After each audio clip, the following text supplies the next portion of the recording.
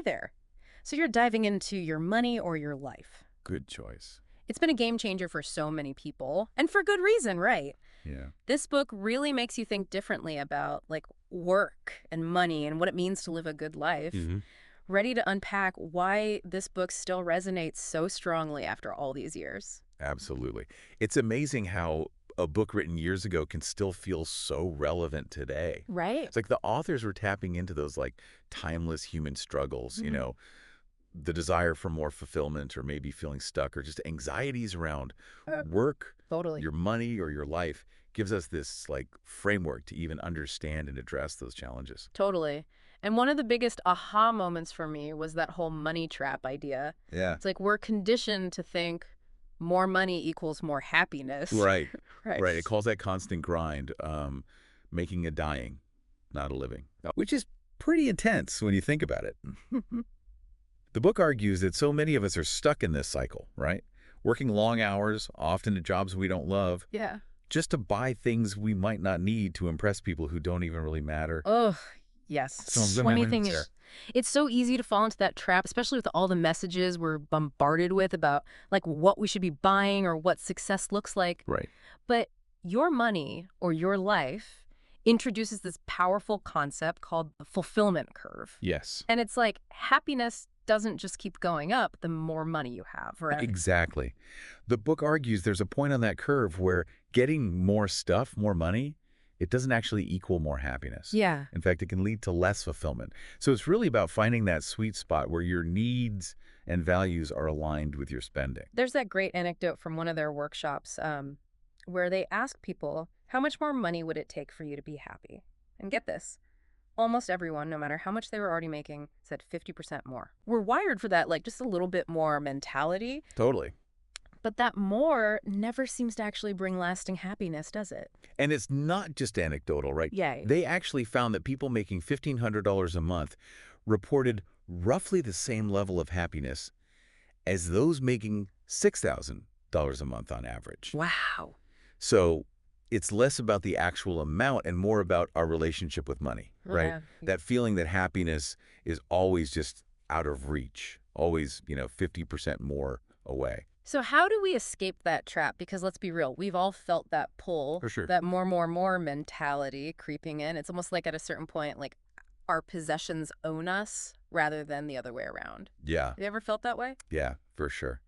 That's such a crucial question to even ask, right? Right. And it's at the heart of what your money or your life wants us to explore. Yeah. It's not really about the stuff, is it? Right. It's more about aligning our spending with what we truly value. Mm-hmm. It's about being mindful of how we're using all our resources, time, energy, and yes, money, to create a life that actually reflects what matters most to us. I love that. And that's where their 9-step program to financial independence comes in, right? Yes. But it's not just about having tons of money, is it? And not at all. That's one of the things I love about this book. It really it redefines financial independence as having enough to live a life aligned with your values. Okay. It's about having the freedom to make choices that really reflect what matters to you. Okay, so let's break down these 9 steps a little bit. The first few are all about getting real with your current relationship with money, wouldn't you say? Yes, absolutely. Like, step 1 is calculating your lifetime earnings. It sounds kind of basic, but I bet it's pretty eye-opening when you actually do it. Oh, absolutely. It forces you to confront how much time and energy you've actually exchanged for money. Right. What do you have to show for it? And it's amazing how many people have no idea about their own financial history, really. This step really highlights the importance of awareness. Right. Taking stock of where you are now so you can make conscious choices about where you want to go. So true. It's like you can't chart a course to a new destination if you don't know where you're starting from. Exactly. And there's that great story in the book about this woman recently divorced, and she realized after doing this exercise that she had earned over $50,000 over the course of her marriage from all sorts of odd jobs and things. Wow. It totally changed how she saw herself. Yeah, that's a perfect example of how these seemingly simple exercises can be so profound. Right. And then comes step 2, tracking every penny you spend. Yeah. I know, it sounds tedious. Right. But this is where the real magic starts to happen. Right. This isn't about judgment. It's about getting honest with yourself, right? Right. It's about noticing your patterns, seeing where your money actually goes. Yeah. Your money or your life uses this example of Rosemary Lyon's monthly tabulation. Remember that? Yeah. It just shows how this simple act of tracking can be so revealing about our values and priorities. Yeah. It's like, oh, that's where my money's going. Yeah, it really paints a picture. Yeah. You see her passion for, say, beauty and the categories she creates, or her commitment to, health and well-being, or her generosity in the donations category. Right.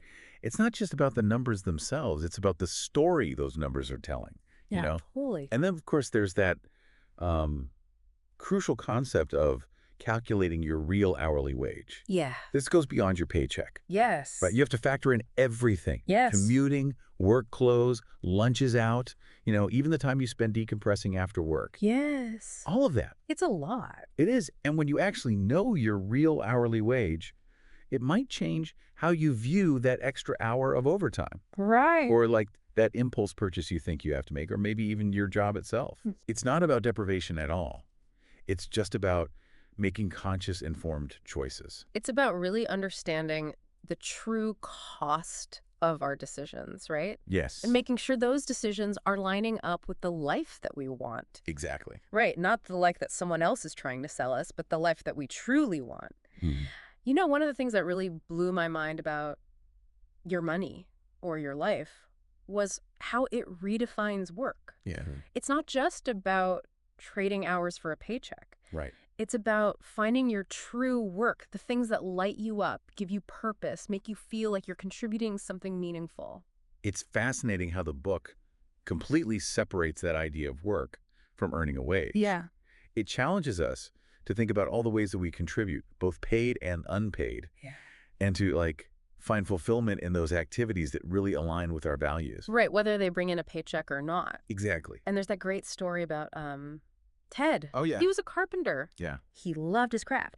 But he also had this pull towards writing. So he used these principles from the book to reduce his work hours and actually increase his income, freeing up time to write. I love that story. It's such a perfect example of how aligning your work with your values can actually lead to abundance, Yeah. both financially and personally. Right.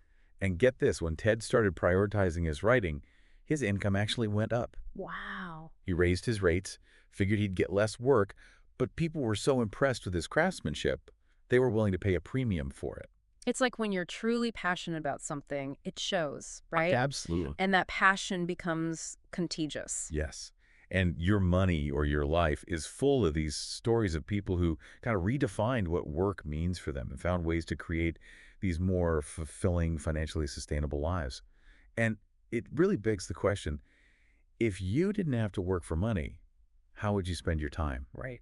What does that tell you about your values, about what really matters to you? It's such a powerful question to reflect on. It is. And it speaks to that bigger idea that true financial independence is about having the freedom to pursue your passions Yes. and to contribute to the world in ways that feel meaningful to you.